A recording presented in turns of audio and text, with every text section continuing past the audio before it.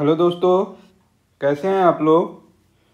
आप देख रहे हैं कोसी की आस और हम लोग फिर से हाजिर हैं रेलवे रिक्रूटमेंट बोर्ड के सामान्य ज्ञान के प्रश्नों के साथ।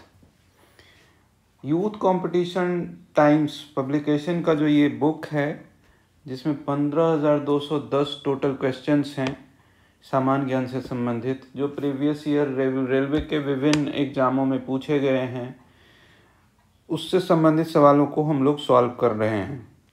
तो इस सवाल के मतलब ये जो चैप्टर वाइज सब्जेक्ट वाइज जो इसमें क्वेश्चन शामिल किया गया है इस बुक में, इसमें हम लोगों ने हिस्ट्री कर लिया है। हिस्ट्री का तीनों पार्ट हम लोगों ने कंप्लीट किया है, एंशिएंट, मीडिएवल और मॉडर्न। और इंडियन पॉलिटी हम लोग पढ़ रहे हैं अभी के, मतलब जो कंटिन्यूएशन में जो वीडियो हम लोग अपलोड कर रहे हैं उसके माध्यम से हम लोग भारतीय राज्य व्यवस्था, इंडियन पॉलिटी के बारे में पढ़ रहे हैं। तो कई सारा चैप्टर हम लोगों ने अभी तक कर लिया है। आज हम लोग ऑफिशियल लैंग्वेज से स्टार्ट करने वाले हैं इस वीडियो में, ठीक है। तो आइए चलते हैं हम लोग चैप्टर की ओर।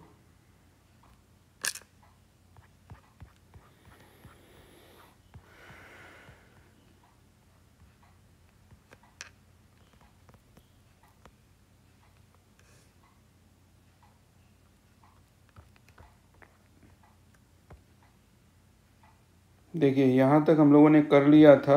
लास्ट क्वेश्चन जो था हमारा संविधान का 99वां संविधान संशोधन जो था, अभी हम लोग राजभाषा से स्टार्ट करेंगे, ठीक है।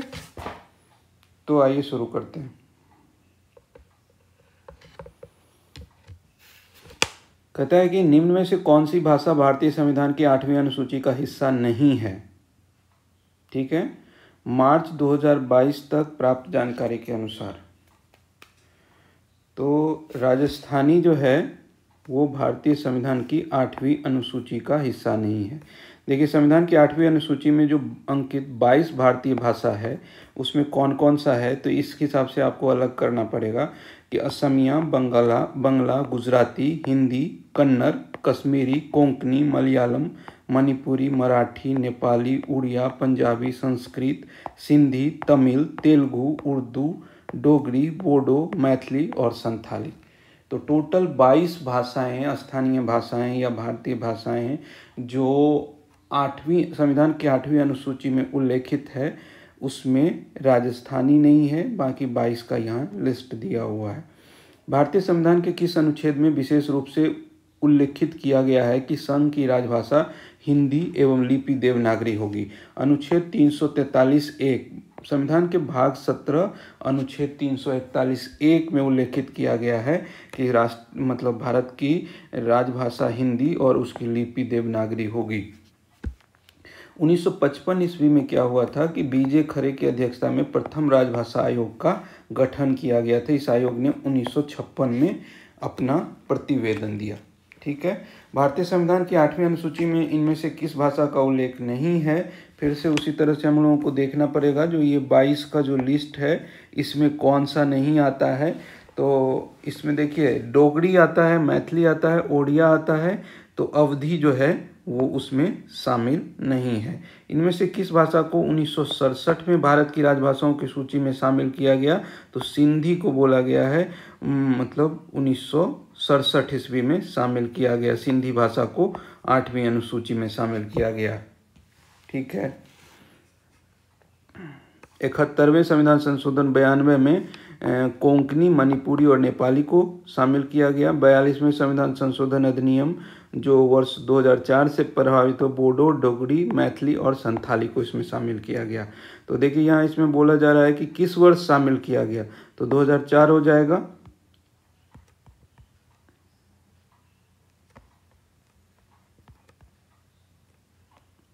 प्रारंभ में भारतीय संविधान की 8वीं अनुसूची में कितनी भाषाओं को शामिल किया गया था? सबसे स्टार्टिंग में बोला गया तो सबसे स्टार्टिंग में 14 भाषा थी 8वीं अनुसूची में। संविधान की 8वीं अनुसूची में 14 भाषाओं को शामिल किया गया था। इसमें जो है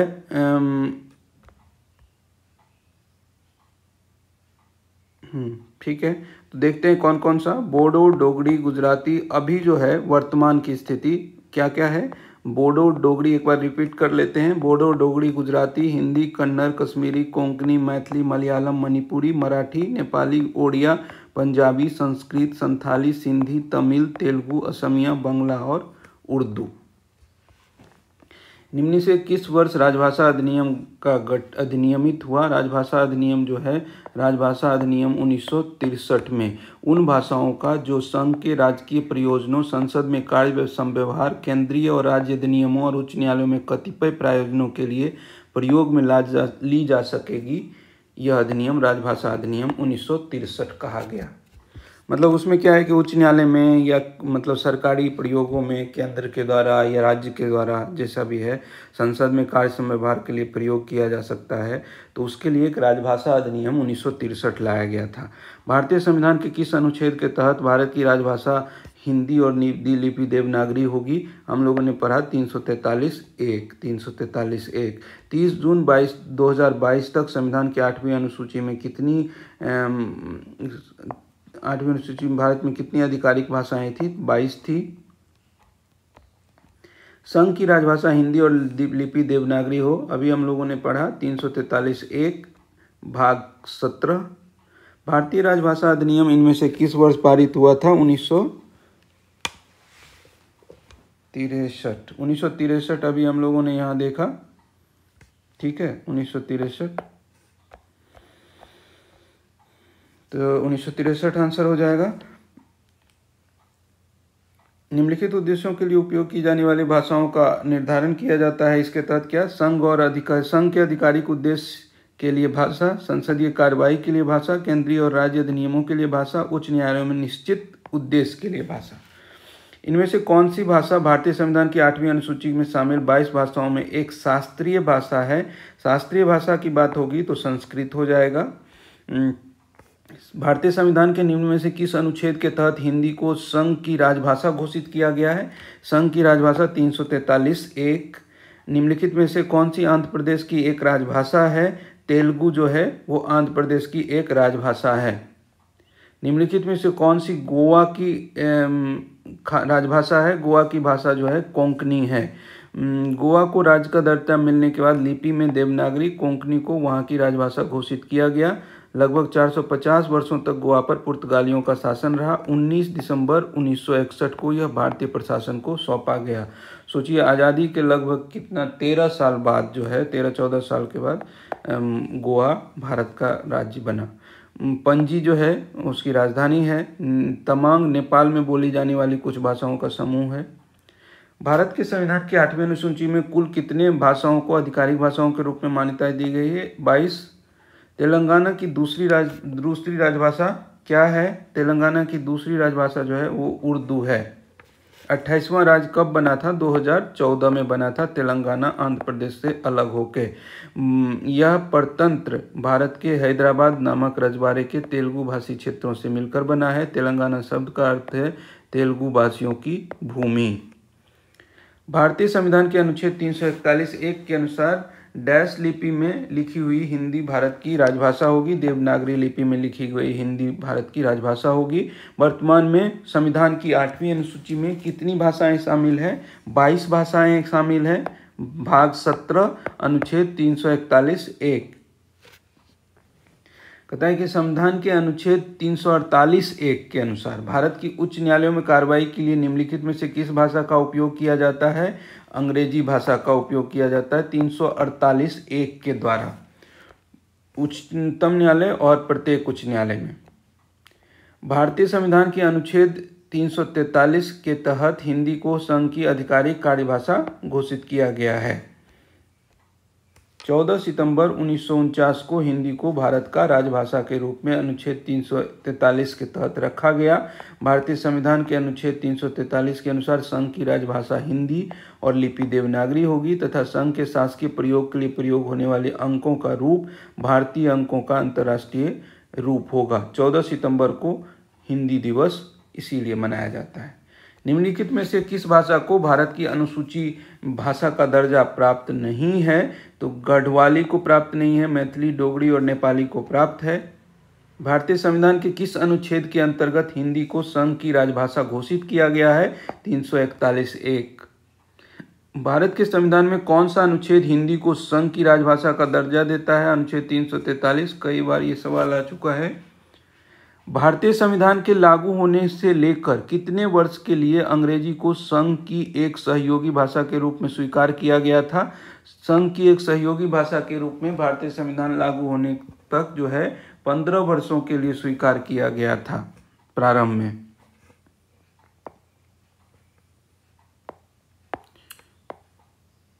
ठीक है। भारत के संविधान के अनुच्छेद 344(1) और 351 के अनुसार 8वीं अनुसूची के अंतर्गत भाषाओं को मान्यता दी गई है।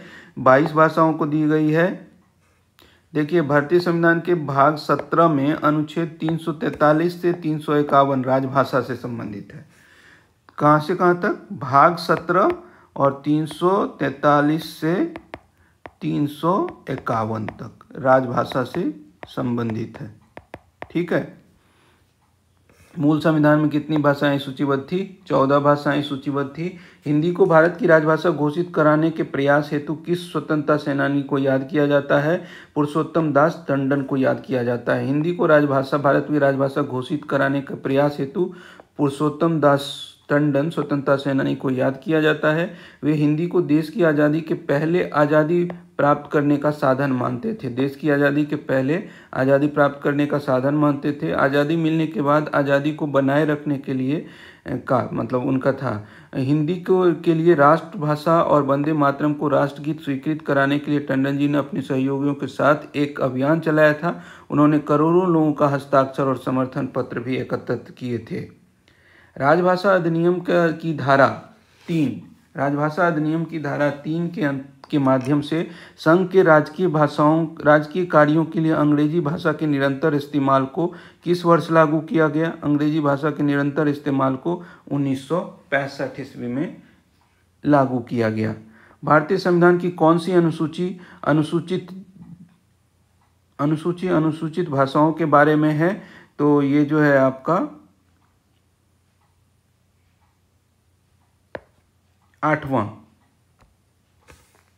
8वीं अनुसूची में संविधान के द्वारा जो है मान्यता प्राप्त 22 प्रादेशिक भाषाओं का उल्लेख है। प्रारंभ में ये जो है वो 14 था। 2017 के अंत तक उपलब्ध जानकारी के अनुसार भारत के संविधान द्वारा कितनी भाषाओं को मान्यता प्राप्त है? 22 भाषाओं को मान्यता प्राप्त है। 22 भाषाओं को मान्यता प्राप्त है। निम्नलिखित में से क्या 8वीं अनुसूची में उल्लेखित सरकारी भाषाओं में से एक है? 8वीं अनुसूची में उल्लेखित सरकारी भाषाओं में से मतलब जो है एक नहीं है बोला जा रहा है। तो बोडो, डोगरी और नेपाली तो है, गढ़वाली हो जाएगा आंसर। केरल की राजभाषा क्या है? मलयालम है केरल की। भारतीय संविधान के अनुसार कितनी भाषाओं को ऑफिशियल लैंग्वेज का दर्जा दिया गया है? 22 भाषाओं को। गोवा की कार्यालयी भाषा क्या है? कोंकणी है। नागालैंड की राजकीय भाषा क्या है? नागालैंड की भाषा जो है वो अंग्रेजी है। नागालैंड की राजकीय भाषा जो है वो अंग्रेजी है। नागालैंड भारत का उत्तर पूर्वी राज्य है। इसकी राजधानी कोहिमा है। नागालैंड की स्थापना जो है वो 1 दिसंबर 1963 ईस्वी को हुआ था 16वें राज्य के रूप में, और 1967 में अंग्रेजी भाषा को नागालैंड की राजकीय भाषा का दर्जा प्राप्त है। नागालैंड भारत का एकमात्र ऐसा राज्य है जहां 2011 की जनगणना के अनुसार जनसंख्या वृद्धि दर ऋणात्मक रही थी। अब जो अगला चैप्टर है वो है भारत के महान्यायवादी या नियंत्रक एवं महालेखा परीक्षक से संबंधित सवालों का। तो कहता है कि भारतीय संविधान के किस अनुच्छेद के अंतर्गत भारत के महान्यायवादी की नियुक्ति होती है? अटॉर्नी जनरल ऑफ इंडिया जो होता है वो 76 अनुच्छेद 76 के तहत भारत के महान्यायवादी के पद का उल्लेख है। ठीक है। यह भारत का सर्वोच्च विधिक अधिकारी होता है और सरकार के विधिक मामलों पर सलाह देता है। ठीक है। डैश भारतीय संविधान में निर्धारित एकमात्र प्राधिकारी है जिसे संघ और प्रत्येक राज्य तथा केंद्र शासित प्रदेशों सरकारों के आय एवं व्यय के लेखा परीक्षण की जिम्मेदारी है। ये भारत के नियंत्रक एवं महालेखा परीक्षक CAG of India, controller and auditor general of India को भारत के संघ, प्रत्येक राज्य तथा केंद्र शासित प्रदेश के सरकारों के आय और व्यय के लेखा परीक्षण संबंधी जिम्मेदारी सौंपी गई है। अनुच्छेद 148 के तहत जो है एक स्वतंत्र अधिकारी है, नियंत्रक एवं महालेखा परीक्षक, जो लेखा परीक्षक एवं लेखा विभाग का प्रमुख है और सार्वजनिक क्षेत्र की प्रमुख संरक्षक है। इसे संघ और प्रत्येक राज्य तथा केंद्र शासित प्रदेशों के सरकारों के आय और व्यय के लेखा परीक्षण की जिम्मेदारी सौंपी गई है। निम्न में से कौन भारत के सबसे लंबे समय तक सेवारत महान्यायवादी अटॉर्नी जनरल रहे हैं? तो मोतीलाल चिमनलाल सीतलवार। अनुच्छेद 76 के तहत महान्यायवादी पद का प्रावधान है, जो भारत का एक सबसे बड़ा विधिक सलाहकार होगा तथा उच्चतम न्यायालय में भारत सरकार का प्रमुख वकील भी होगा। मोतीलाल चिमनलाल सीतलवाड़ एक प्रख्यात भारतीय विधिवेत्ता थे, जो भारत के पहले एवं सबसे लंबे समय तक सेवा देने वाले महान्यायवादी थे। 1950 से 1963 तक वह भारत के विधि आयोग के अध्यक्ष भी 55 से 58 तक रहे। निम्न में से किसके पास केंद्र एवं राज्य सरकारों तथा केंद्र शासित प्रदेशों के वित्तीय संव्यवहारों को लेखा परीक्षा संबंधी आयोजित करने का संवैधानिक अधिकार है? नियंत्रक एवं महालेखा परीक्षक के पास। भारत का सर्वोच्च कानूनी अधिकारी कौन होता है? भारत का अटॉर्नी जनरल। भारत के संविधान के किस अनुच्छेद में भारत के महान्यायवादी से संबंधित प्रावधान किए गए हैं? अनुच्छेद 76 के द्वारा भारत के 15वें महान्यायवादी के वेणुगोपालन को अपने कार्यकाल का विस्तार इनमें से किस वर्ष मिला था? तो 2020 में। ये वैसे अब करंट का विषय हो जाएगा। विधिक मामलों पर राज्य सरकार को सलाह देने और विधिक रूप से अन्य कर्तव्यों का पालन करने के लिए का अधिकार किनके पास होता है? महाधिवक्ता का होता है। देखिए फर्क यही होता है कि जो कि केंद्र सरकार को जो सलाह देता है उसको अटॉर्नी जनरल ऑफ इंडिया जो होता है वो महान्यायवादी कहलाता है, जबकि राज्य सरकार को सलाह देने वाला जो है विधिक रूप में वो महाधिवक्ता होता है। भारतीय संविधान के अनुच्छेद 165 के अनुसार राज्यपाल द्वारा महाधिवक्ता की नियुक्ति की जाती है। यह राज्यपाल के प्रसाद पर्यंत तक अपना पद धारण करता है। भारतीय संविधान के अनुच्छेद 76 में दिए गए प्रावधानों के अनुसार राष्ट्रपति भारत के महान्यायवादी अटॉर्नी जनरल के रूप में एक ऐसे व्यक्ति को नियुक्त करेंगे जो सर्वोच्च न्यायालय के न्यायाधीश के रूप में नियुक्ति किए जाने हेतु पात्र हो। मतलब सर्वोच्च न्यायालय के न्यायाधीशों की जो योग्यता होती है वो योग्यता होने वाले व्यक्ति को ही राष्ट्रपति भारत के महान्यायवादी अटॉर्नी जनरल ऑफ इंडिया के रूप में नियुक्त कर सकते हैं। 76 के द्वारा अनुच्छेद 76 में ये वर्णन है। भारतीय संविधान के अनुच्छेद 148 के तहत स्थापित किसी संवैधानिक प्राधिकरण को केंद्र तथा प्रत्येक राज्य एवं केंद्र शासित प्रदेशों की सरकारों की प्राप्तियों और व्यय की लेखा परीक्षा करने संबंधी शक्ति प्रदान की गई है। तो भारत के नियंत्रक एवं महालेखा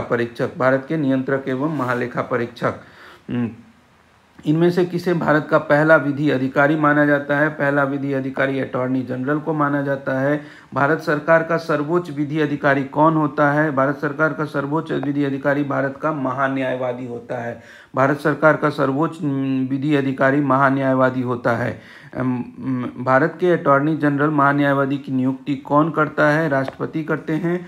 क्या संघ और केंद्र सरकार के खातों के संबंध में संवैधानिक शक्तियों और कर्तव्यों का प्रयोग निम्नलिखित में से किसके द्वारा किया जाता है? निम्नलिखित में से भारत के नियंत्रक एवं महालेखा परीक्षक के द्वारा किया जाता है। भारत के महान्यायवादी के संबंध में निम्नलिखित में से कौन सा कथन सत्य नहीं है? उन्हें संसद में मतदान का अधिकार होगा। महान्यायवादी को संसद में मतदान का अधिकार नहीं होता है। ठीक है, तो यही असत्य हो गया। भारतीय संविधान का अनुच्छेद 76 निम्नलिखित में से किससे संबंधित है? अटॉर्नी जनरल के नियुक्ति से संबंधित है। भारत के नियंत्रक एवं महालेखा परीक्षक का सामान्य कार्यकाल क्या होता है? सामान्य कार्यकाल जो होता है वो 6 वर्ष का होता है। देखिए इसमें इनका विकल्प के हिसाब से 6 वर्ष हो गया। ऐसे होता है CAG ऑफ इंडिया का कार्यकाल 6 वर्ष या 65 वर्ष की आयु, दोनों में से जो भी पहले हो जाएगा वो उनका कार्यकाल माना जाता है। तो 148 के तहत अनुच्छेद 148 में CAG ऑफ इंडिया के बारे में नियुक्ति, शपथ और सेवा की शर्तों के बारे में उल्लेख किया गया है कि उनको राष्ट्रपति नियुक्त करेंगे। संविधान में दर्ज प्रक्रिया के अनुसार उनको हटाया जा सकता है। सर्वोच्च न्यायालय के न्यायाधीश को हटाने की प्रक्रिया के समान है। मतलब महाभियोग जिस तरह से लगाया जाता है उसी तरह से।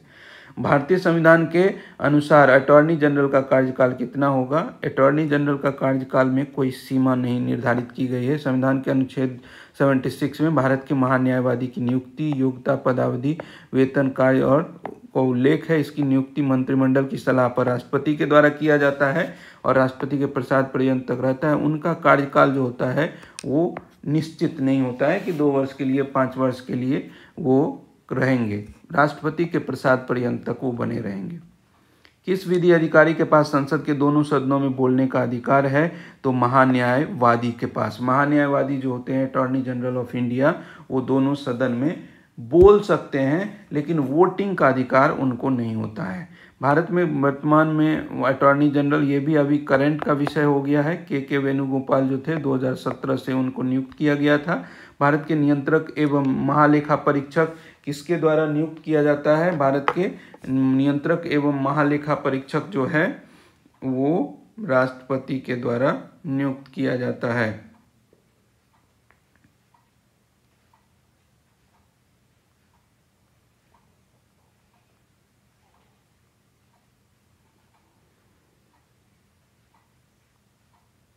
देखिए अभी जैसे प्रेजेंट में जो बात है मतलब अटॉर्नी जनरल का,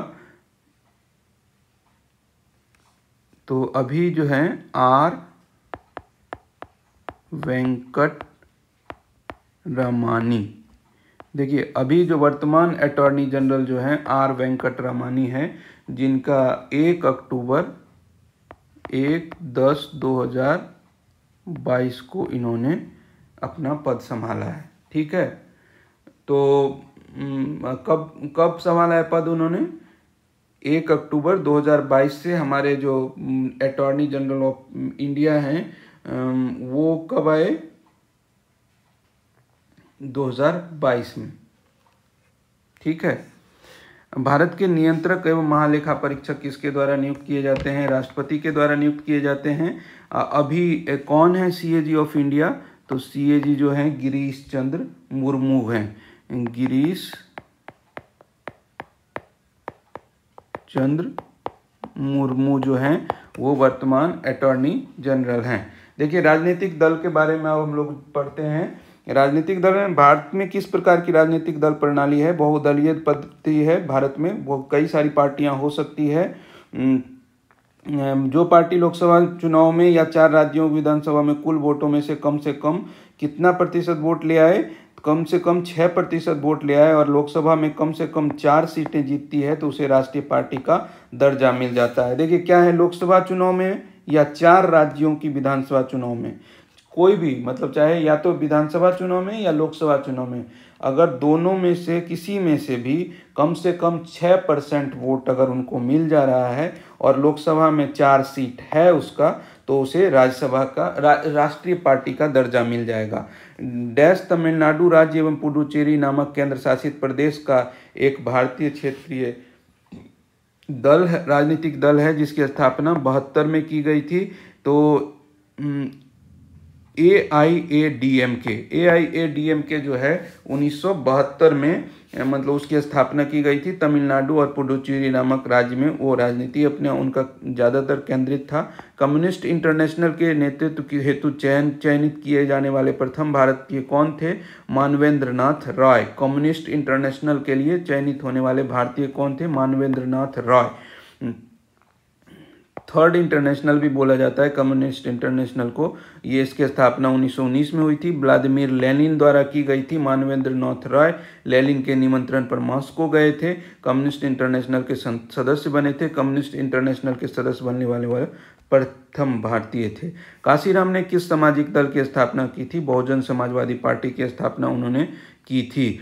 बहुजन समाजवादी पार्टी को डैश का प्रतीक डैश के प्रतीक द्वारा पहचाना जाता है। हाथी के प्रतीक है उनका, मतलब चुनावी चिन्ह जो बोलते हैं। किसी राजनीतिक दल को तभी एक राष्ट्रीय दल के रूप में मान्यता दी जा सकती है यदि वह आम या विधानसभा चुनाव में किन्हीं भी 4 राज्यों में वैध मतों का 6% हिस्सा प्राप्त किया हो और इसके अतिरिक्त वह किसी भी राज्य या राज्यों के की 4 लोकसभा सीटों पर जीत हासिल किया हो।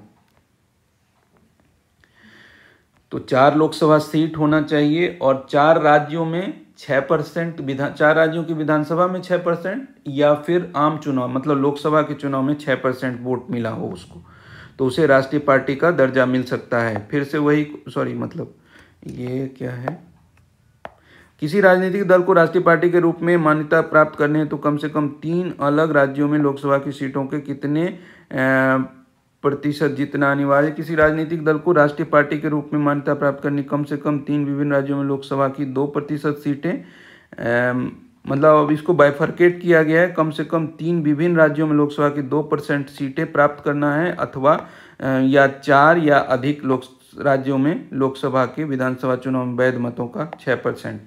ठीक है, तो यहाँ के हिसाब से आंसर आपका ये हो जाएगा। भारत में एक राज्य पार्टी के रूप में एक राजनीतिक दल की मान्यता के लिए एक सीमा होती है, जो वैध मतों का कम से कम कितना होना चाहिए, 6% होना चाहिए, विधानसभा के पिछले आम चुनाव में प्राप्त हुआ। निम्नलिखित राजनीतिक दलों और उसके स्थापना के वर्षों को मिलान करें। जैसे देखिए, भारतीय राष्ट्रीय कांग्रेस की स्थापना कब हुई थी? भारतीय राष्ट्रीय कांग्रेस की स्थापना 1885 में हुई थी, तो ये 1 का 3 हो जाएगा। भारतीय जनता पार्टी की स्थापना कब हुई थी? भारतीय जनता पार्टी की 19 जनसंघ से बना था, तो ये 80 हो जाएगा, 1 हो जाएगा। और उसके बाद बहुजन समाजवादी पार्टी कब बना था? 84 में बहुजन समाजवादी पार्टी। और भारतीय कम्युनिस्ट पार्टी जो है वो 64 में बना था। तो इस हिसाब से हमारा 1 का 3, 2 का 1, 1 का 3, 2 का 1, इस 2 ऑप्शन में है। सी का 4 है, सी का 4, तो ये डी हमारा आंसर हो जाएगा। भारतीय राष्ट्रीय कांग्रेस 85, भारतीय जनता पार्टी 80, बहुजन समाजवादी पार्टी 84, भारतीय communist party 64, Trinamool Congress 98। Mizo national front के संस्थापक कौन हैं? मिजो नेशनल फ्रंट के संस्थापक जो हैं लालडेंगा हैं। निम्नलिखित राष्ट्रीय राजनीतिक दलों में से किस पार्टी का चुनाव चिन्ह घड़ी है? राष्ट्रवादी कांग्रेस पार्टी का। भारतीय राज्य के निम्नलिखित में से कौन से राजनीतिक दल का नेतृत्व विजय सरदेसाई करते थे? विजय सरदेसाई जो है गोवा फॉरवर्ड पार्टी का नेतृत्व करते थे। भारत के कम्युनिस्ट पार्टी का प्रतीक चिन्ह क्या है? ये मक्के पर हंसिया मक्के के। भारतीय कम्युनिस्ट पार्टी एक साम्यवादी दल है जिसकी स्थापना एम.एन. रॉय ने 26 दिसंबर 1925 को कानपुर में किया था। भारतीय कम्युनिस्ट पार्टी मतलब मक्के, बाली तथा हंसिया है। कौन भारतीय राजनीतिक दल का चिन्ह बाली और हंसिया है? भारतीय कम्युनिस्ट पार्टी का, भारतीय कम्युनिस्ट पार्टी। ठीक है, ये अगस्त 2018 की जानकारी के अनुसार शिरोमणि अकाली दल किस राज्य की मतलब क्षेत्रीय राजनीतिक दल है? पंजाब की शिरोमणि अकाली दल। निम्नलिखित में से कौन कम्युनिस्ट पार्टी ऑफ इंडिया मार्क्सवादी के नेता हैं? मार्क्सवादी के नेता सीताराम येचुरी हैं, कम्युनिस्ट पार्टी मार्क्सवादी के नेता। यह है कि इस दल का स्थापना 1964 को भारतीय कम्युनिस्ट पार्टी सीपीआई से टूटकर हुई। मार्क्सवादी वाला जो है, इसकी स्थापना एम.एन. रॉय ने की थी। मतलब ये कम्युनिस्ट पार्टी ऑफ इंडिया की स्थापना एम.एन. रॉय ने की थी 1964 में। उसी से टूटकर ये कम्युनिस्ट पार्टी ऑफ इंडिया मार्क्सवादी बना। चुनाव आयोग द्वारा इसे राष्ट्रीय दल के रूप में मान्यता प्राप्त है। इस पार्टी के नेता सीताराम येचुरी हैं। शिवसेना किस राज्य की क्षेत्रीय राजनीतिक पार्टी है? महाराष्ट्र की। राज्य की कौन सी राजनीतिक पार्टी लेफ्ट विंग राजनीति को पुरजोर समर्थन करती है? जैसे कि सभी के लिए भूमि, काम करने का अधिकार और वैश्वीकरण, पूंजीवाद और निजीकरण जैसे नव उदारवादी नीतियों का जोरदार विरोध करती है। तो ये कम्युनिस्ट पार्टी, भारतीय कम्युनिस्ट पार्टी मार्क्सवादी जो है इस तरह का विरोध करती है। एन.टी. रामाराव ने तेलुगु देशम पार्टी की स्थापना कब की थी? 29 मार्च 1982 ईस्वी को एन.टी. रामाराव ने तेलुगु देशम पार्टी की स्थापना की थी। ये आंध्र प्रदेश की पार्टी है। स्थापना जो है 1982 में है। यह एक लोकप्रिय अभिनेता थे। कल्वान कुंतला चंद्रशेखर राव किस राजनीतिक दल से संबंधित है? तेलंगाना राष्ट्र समिति। तेलंगाना राष्ट्र समिति जो है वो तेलंगाना राष्ट्र समिति जो है वो तेलंगाना की पार्टी है। और के चंद्रशेखर राव जो थे उसी के प्रमुख थे। वो मुख्यमंत्री थे। इस बार वो हार गए हैं, कांग्रेस की वहाँ सरकार बन गई है। तो तेलंगाना राष्ट्र समिति थी उनकी पार्टी का नाम। अब उनको टीआरएस पहले बोलते थे, अब उनका नाम बदल के बीआरएस कर दिया गया, भारत राष्ट्र समिति। राजनीतिक स्पेक्ट्रम के किस दल से क्रांतिकारी सोशलिस्ट पार्टी संबंधित है? क्रांतिकारी सोशलिस्ट पार्टी जो है वो वामपंथी से संबंधित है। क्रांतिकारी सोशलिस्ट पार्टी वामपंथी से संबंधित है। निम्नलिखित में से कौन सा भारतीय राज्य स्तरीय राजनीतिक दल का नेतृत्व एन चंद्रबाबू नायडू करते हैं? तेलुगु देशम पार्टी, जिसका एन.टी. रामाराव ने स्थापना किया था 82 में। तेलुगु देशम पार्टी किस राज्य की पार्टी है? ये आंध्र प्रदेश की पार्टी है। कौन सा राजनीतिक पार्टी तेलुगु अभिनेता चिरंजीवी द्वारा शुरू की गई है? तेलुगु अभिनेता चिरंजीवी द्वारा जो शुरू की गई है प्रजाराज्यम पार्टी। प्रजाराज्यम पार्टी चिरंजीवी के द्वारा शुरू की गई है। राष्ट्रीय आपातकाल के बाद सत्ता में आने वाली राजनीतिक पार्टी कौन थी? राष्ट्रीय आपातकाल के बाद सत्ता में आने वाली पार्टी जो थी वो जनता पार्टी थी। विभिन्न दलों को मिलाकर उसको बनाया गया था नए दल के रूप में। और कहता है कि जनसंघ सहित भारत के प्रमुख राजनीतिक दलों का विलय करके एक नए दल जनता पार्टी का गठन किया गया था। जनता पार्टी ने 77 से 80 तक भारत के सरकार का नेतृत्व किया। इस पार्टी के गठन से प्रथम गैर कांग्रेसी प्रधानमंत्री मोरारजी देसाई थे। आंतरिक मतभेदों के कारण 80 में जनता पार्टी टूट गई थी। पश्चिम बंगाल में कौन सी राजनीतिक दल सत्ता में है? तृणमूल कांग्रेस अभी भी है। निम्नलिखित में से जोहड़ा घासफूल उसका चुनाव चिन्ह है। निम्नलिखित में से कौन से भारतीय राष्ट्रीय राजनीतिक दल का नेतृत्व ममता बनर्जी कर रही है? ममता बनर्जी अखिल भारतीय तृणमूल कांग्रेस का नेतृत्व कर रही है। C.F. थॉमस ने भारतीय राज्य के निम्नलिखित में से किस राजनीतिक दल का नेतृत्व किया है? C.S. थॉमस ने केरल कांग्रेस का। केरल कांग्रेस केरल में एक राज्य स्तरीय राजनीतिक पार्टी है। इसका नेतृत्व 79 में केरल कांग्रेस से अलग होने के बाद उन्होंने किया। C.F.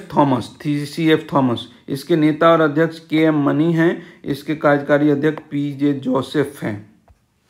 इसके उपाध्यक्ष C.F. थॉमस थे।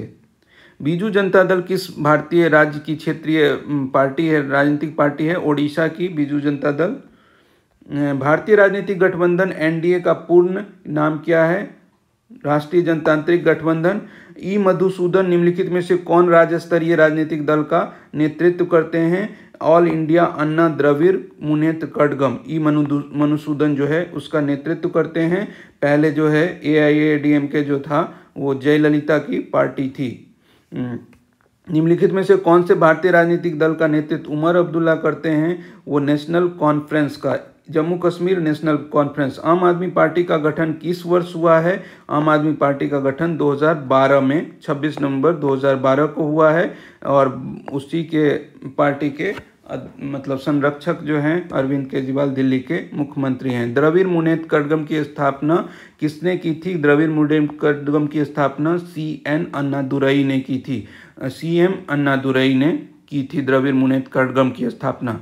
यदि किसी राजनीतिक दल को एक या अधिक राज्यों में मान्यता प्राप्त हो तो राजनीतिक दल के रूप में हो तो उसे पूरे भारत में एक राष्ट्रीय पार्टी के रूप में माना जाएगा क्या? मतलब वो नहीं माना जाएगा जब तक 4 राज्यों में उसका नहीं होगा। यदि किसी राजनीतिक दल को किन्हीं 4 या अधिक राज्यों में गत लोकसभा चुनाव में या उन राज्यों की विधानसभा चुनाव में कुल वैध मतों का 6% मत के साथ ही लोकसभा में 4 सीटें होना चाहिए, तब उनको मान्यता दी जा सकती है। राजनीतिक नेता नवीन पटनायक निम्नलिखित में से किस भारतीय राज्य से संबंधित हैं? ओडिशा से संबंधित हैं। राजनीतिक नेता नीतीश कुमार निम्नलिखित में से बिहार से संबंधित हैं। राष्ट्रीय प्रतीक, अब देखते हैं हम लोग नेशनल एम्बलम जो देखते हैं, राष्ट्रीय प्रतीक सत्यमेव जयते उद्धरण भारत के राष्ट्रीय प्रतीक पर देवनागरी लिपि में अंकित है। यह उद्धरण कहाँ से लिया गया है? मुंडकोपनिषद से लिया गया है। मुंडकोपनिषद से लिया गया है। भारत का राष्ट्रीय वाक्य जो है सत्यमेव जयते है। राष्ट्रीय प्रतीक देवनागरी लिपि में अंकित है। भारत का राज्य चिन्ह जो है और सत्यमेव जयते शब्द मुंडकोपनिषद से लिया गया है, जिसका अर्थ है सत्य की सदैव विजय होती है। भारत का राष्ट्रीय वृक्ष जो है वो कौन सा है? बरगद है। भारत का राष्ट्रीय वृक्ष वो बरगद है। देखिए, राष्ट्रीय वृक्ष बरगद, राष्ट्रीय पक्षी मोर, राष्ट्रीय गीत वंदे मातरम, राष्ट्रगान जनगण मन अधिनायक जय है, राष्ट्रीय पुष्प जो है कमल, राष्ट्रीय पशु बाघ, राष्ट्रीय खेल हॉकी। जनगण मन को संविधान सभा द्वारा आधिकारिक रूप से भारत के राष्ट्रगान के रूप में कब अंगीकार किया गया? 24 जनवरी 1950 ईस्वी को। 24 जनवरी 1950 को संविधान सभा द्वारा आधिकारिक रूप से जनगण मन को राष्ट्रगान के रूप में स्वीकार कर लिया गया। सबसे पहले जो ये 27 दिसंबर 1911 को भारतीय राष्ट्रीय कांग्रेस के कलकत्ता अधिवेशन के दौरान गाया गया था। यह रविन्द्रनाथ टैगोर द्वारा लिखा गया है। इस राष्ट्रगान को गाने में 52 सेकंड का समय लगता है। भारतीय ध्वज के डिजाइन का श्रेय इनमें से किसे दिया जाता है? पिंगली वेंकैया को। पिंगली वेंकैया को भारतीय ध्वज के डिजाइन का श्रेय दिया जाता है। वर्तमान में प्रचलित भारतीय राष्ट्रीय ध्वज का डिजाइन किसके द्वारा? पिंगली वेंकैया के द्वारा। पिंगली वेंकैया के द्वारा। विशाल गिलहरी। विशाल गिलहरी किस राज्य के राजकीय पशु है? राजकीय पशु जो है विशाल गिलहरी राष्ट्र का राजकीय पशु है। महाराष्ट्र का राजकीय पशु विशालकाय गिलहरी है। हरियाणा का ब्लैक बक काला हिरन, हिमाचल प्रदेश का हिम तेंदुआ, गोवा का गौर है। अंडमान निकोबार द्वीप का राजकीय पक्षी कौन है? अंडमान निकोबार द्वीप का वुड पिजन जो है राष्ट्रीय पक्षी है। अंडमान निकोबार की राजधानी पोर्ट ब्लेयर है। स्थापना 56 में हुई थी। उच्च न्यायालय कोलकाता हाईकोर्ट से ही संबद्ध है। क्षेत्रफल जो है 8,249 वर्ग किलोमीटर। राष्ट्रीय पक्षी जो है अंडमान का जो राजकीय पक्षी है वो वुड पिजन है। राजकीय पशु अंडमान का समुद्री गाय है। और राजकीय पुष्प जो है अंडमान पडाक है। निम्नलिखित में से किस वर्ष भारतीय ध्वज कोड प्रभावी हुआ? ध्वज कोड जो प्रभावी हुआ 2002 में प्रभावी हुआ। भारतीय ध्वज संहिता भारतीय ध्वज को फहराने और प्रयोग करने के बारे में दिए गए निर्देश हैं कि भारतीय ध्वज संहिता 2002 को 26 जनवरी 2002 से पूरे देश में लागू कर दिया गया। इसके तहत सभी भारतीय एवं निजी संस्थाओं आदि को राष्ट्रीय ध्वज प्रदर्शन का अधिकार है। राष्ट्रीय ध्वज फहराना संविधान के अनुच्छेद 19(1) के तहत नागरिकों का मूल अधिकार है। भारतीय ध्वज संहिता 2002 जो है वो कार्यकारी निर्देशों का एक संकलन है। कार्यकारी निर्देशों का एक संकलन है। फ्लैग कोड ऑफ इंडिया 2002 के अनुसार भारतीय ध्वज की स्थिति क्या होगी? वह एक सीधी रेखा में अन्य देशों के झंडे के साथ प्रदर्शित होगी।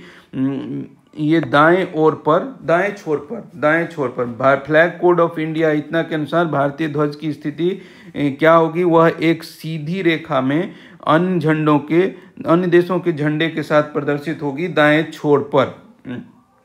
और इसकी लंबाई चौड़ाई के बारे में जो अनुपात है वो 3:2 का अनुपात होगा। आयताकार इसका बनावट होगा। ऊनी, सूती, सिल्क, खादी कपड़े से बना होगा।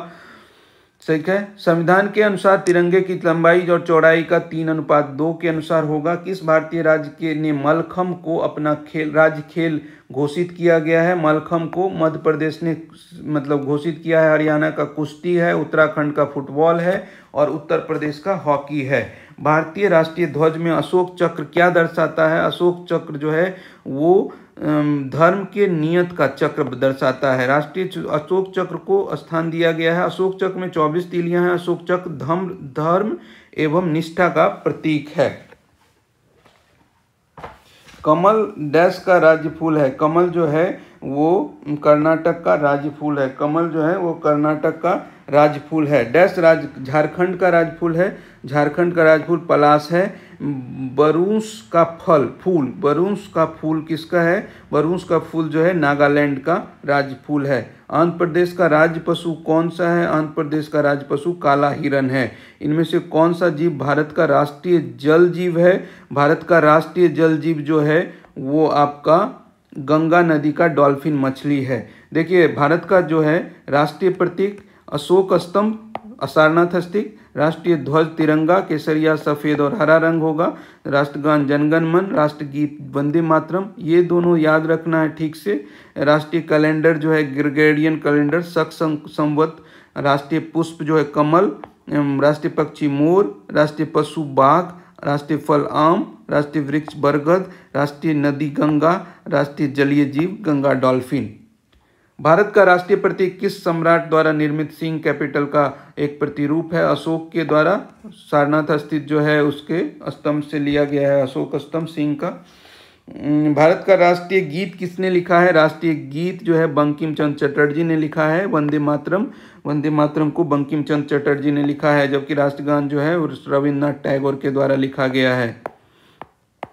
ठीक है। भारत का राष्ट्रीय खेल किसे माना जाता है? हॉकी को। भारत के राष्ट्रगान के रचयिता कौन है? रविन्द्रनाथ टैगोर।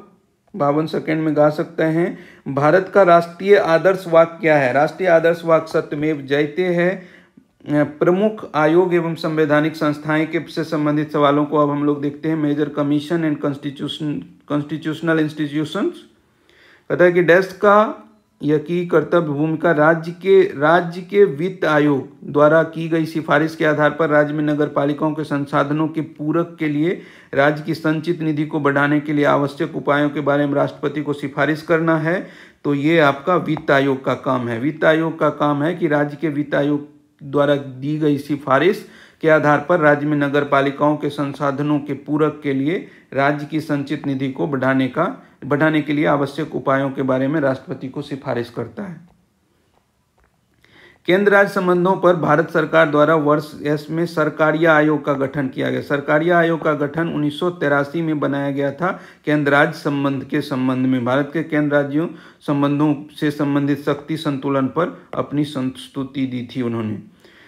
वर्ष 56 में भाषा के आधार पर सबसे पहले किस भारतीय राज्य का गठन हुआ था? आंध्र प्रदेश का। भाषा के आधार पर राज्यों के गठन की मांग को लेकर आमरण अनशन के चलते पोट्टी श्री रामल्लू की 1952 में मृत्यु हो जाने के पश्चात आंध्र प्रदेश का गठन 1953 में सबसे पहले भाषा के आधार पर किया गया था। फजल अली कमेटी की सिफारिश पर 1956 में इसकी स्थापना की गई थी। राज्य पुनर्गठन आयोग। वर्ष डैश में उपभोक्ता संरक्षण अधिनियम 1986 के अंतर्गत राष्ट्रीय उपभोक्ता विवाद निवारण आयोग की स्थापना की गई थी। ये 1988 में उपभोक्ता संरक्षण अधिनियम के अंतर्गत उपभोक्ता विवाद निवारण की स्थापना की गई थी। भारतीय संविधान के अनुच्छेद 315 किससे संबंधित है? भारतीय संविधान के अनुच्छेद 15 जो है यूपीएससी और एसपीसी से संबंधित है। भारतीय संविधान के अनुच्छेद डैश में दिए गए प्रावधानों के अनुसार लोकसभा में अनुसूचित जातियों अनुसूचित जनजातियों के लिए सीटों का आरक्षण का बात है। अनुच्छेद 330 में लोकसभा में अनुसूचित जातियों और जनजातियों के लिए सीटों के आरक्षण का मतलब वर्णन है।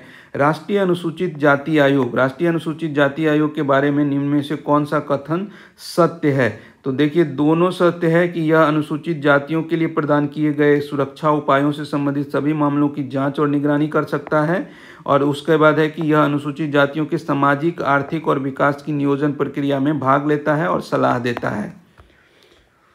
भारतीय संविधान के किस अनुच्छेद के प्रावधानों के तहत राष्ट्रपति को प्रत्येक 5वें वर्ष की समाप्ति पर ऐसे पूर्वोत्तर समय जिसे राष्ट्रपति आवश्यक समझे वित्त आयोग का गठन करने का अधिकार है? अनुच्छेद 280 के तहत वित्त आयोग का गठन राष्ट्रपति के द्वारा मतलब आमतौर पे 5 वर्ष के दौरान किया जाता है, 5 वर्ष के अंतराल पर। राज्य वित्त आयोग की मुख्य भूमिका क्या है? राज्य वित्त आयोग की भूमिका है राज्य और स्थानीय निकायों के बीच करों, टोल और शुल्क की शुद्ध आय का वितरण और निर्धारण। राज्य वित्त आयोग का मुख्य कार्य जो है। भारतीय वित्त आयोग की स्थापना किस अनुच्छेद के तहत? अनुच्छेद 280 के तहत। अभी हम लोगों ने पढ़ा। भारतीय संविधान में डैश को संघीय कार्यपालिका की शक्ति नहीं माना गया है। संघीय कार्यपालिका की शक्ति जो देखिए संघीय कार्यपालिका की शक्ति भारतीय संघीय कार्यपालिका का हिस्सा नहीं माना गया है।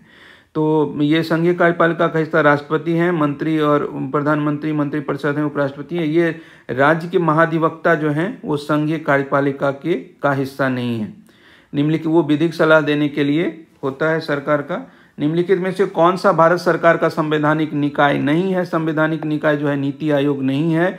वित्त आयोग जो है संविधान द्वारा अधिनियमित एक निकाय है जिसे भारतीय संविधान के अनुच्छेद 280 के तहत स्थापित किया गया है।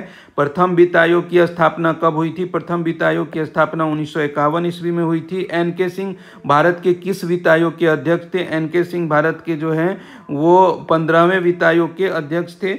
भारत में राज्य पुनर्गठन आयोग की स्थापना कब हुई थी? राज्य पुनर्गठन आयोग की स्थापना 1953 ईस्वी में फजल अली के अध्यक्षता में हुई थी। अक्टूबर 2020 के अनुसार भारत के 15वें वित्त आयोग के अध्यक्ष एन.के. सिंह थे।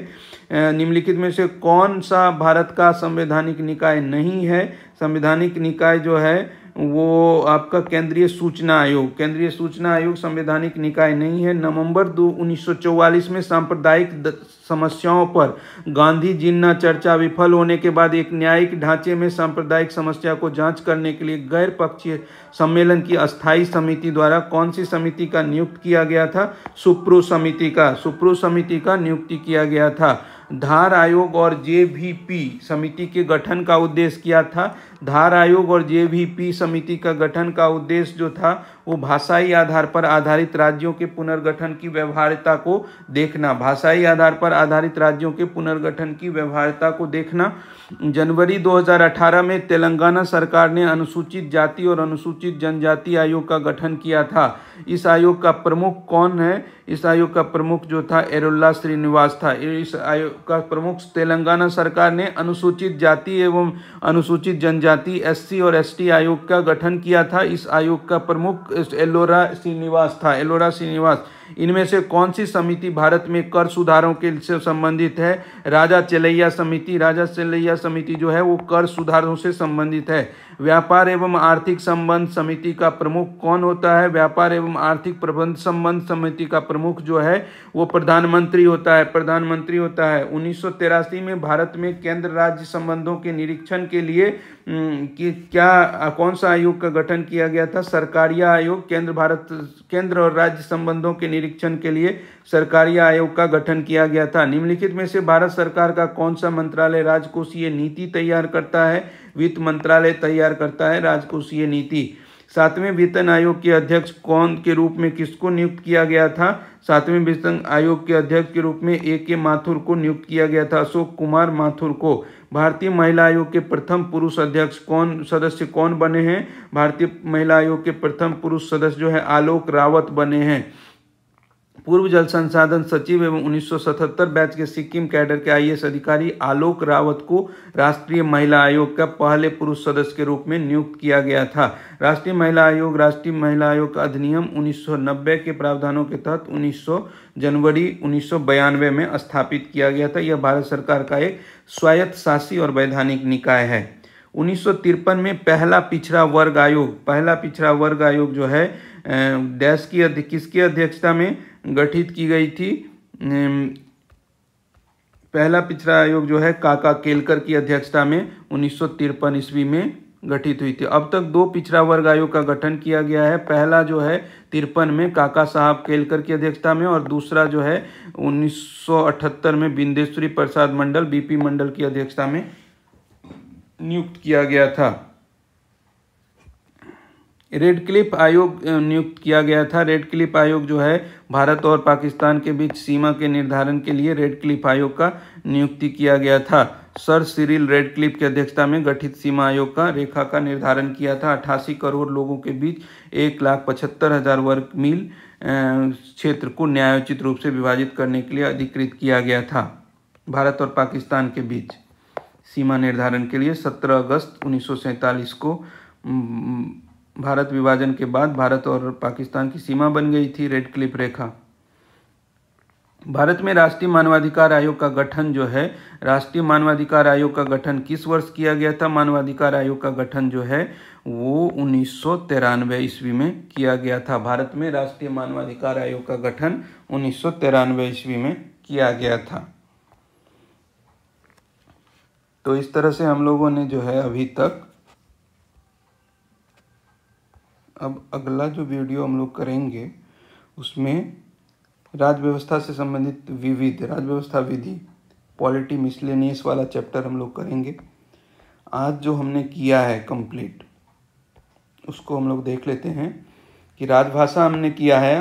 आज के इस वीडियो में भारत का महान्यायवादी, नियंत्रक एवं महालेखा परीक्षक, राजनीतिक दल, राष्ट्रीय प्रतीक, प्रमुख आयोग एवं संवैधानिक निकाय पढ़ लिया है। अब एक ही चैप्टर बचा है लेकिन मिसलेनियस चैप्टर है वो, तो उसमें देखते हैं। कल हम लोग उसको कोशिश करेंगे कि नेक्स्ट वीडियो में हम लोग उसको कंप्लीट कर लें। आप लोगों से बस वही है कि आप लोग कंटिन्यू पढ़ाई जारी रखिए, मैक्सिमम टाइम दीजिए, क्योंकि समस्या ये है कि अभी रेलवे के रिक्रूटमेंट जैसे हो रहे हैं तो विगत वर्षों का अगर हिस्ट्री देखें तो वैकेंसियां काफ़ी कम हुई हैं। कई साल, 2 साल, 3 साल, 4 साल बाद एक वैकेंसी आ रही है। तो हम लोगों को जो है काफ़ी समर्पित होके प्रयास करना होगा। मतलब जिस भी से मतलब सब्जेक्ट का है, चाहे वो मैथ्स है, रीजनिंग है, टेक्निकल क्वेश्चन है, नॉन टेक्निकल क्वेश्चंस हैं, जीएस है, तो मतलब इस लेवल का हम लोगों को तैयारी करना पड़ेगा कि किसी भी परिस्थिति में कैसा भी सवाल आए तो हम उस सवाल को पूरे तरह से अच्छे से सॉल्व कर सकें। तो ये हमारा अगर ध्येय रहेगा, ये हमारा अगर उद्देश्य रहेगा, तो हम निश्चित रूप से सफल होंगे। और एक बार फिर से आश्वस्त करना चाहूँगा सामान्य ज्ञान के मामले में कि आप अगर जुड़े रहेंगे तो आपको निसंदेह रेलवे से संबंधित, रेलवे या फिर और भी किसी भी प्रतियोगिता परीक्षा से संबंधित सामान्य ज्ञान के सवालों में आपको कठिनाई नहीं होगी, ऐसा मेरा वादा है। बहुत बहुत धन्यवाद।